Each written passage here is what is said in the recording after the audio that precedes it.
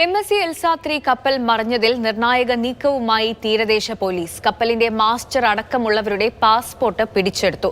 Covid നിയന്ത്രണങ്ങളെ തുടർന്ന് ക്വാറന്റൈനിൽ പോയ കപ്പൽ ജീവനക്കാരെ ഇതുവരെ ചോദ്യം ചെയ്യാൻ കഴിഞ്ഞിട്ടില്ല.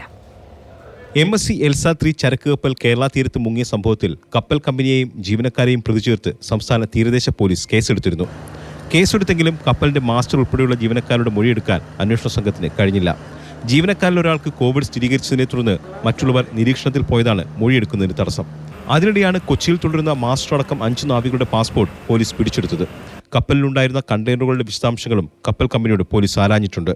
മറിഞ്ഞ കപ്പലിലുണ്ടായിരുന്ന കണ്ടെയ്നറുകളിൽ നിന്ന് പുറന്തള്ളിയ പ്ലാസ്റ്റിക് ഉൾപ്പെടെയുള്ള വിനാശകാരികളായ വസ്തുക്കൾ പരിസ്ഥിതിയെ ദോഷകരമായി ബാധിച്ചെന്നും പരമ്പരാഗത മത്സ്യബന്ധന മേഖലയെ പ്രതികൂലമായി ബാധിച്ചെന്നുമാണ് തീരദേശ പോലീസ് രജിസ്റ്റർ ചെയ്ത FIRൽ പറയുന്നത്.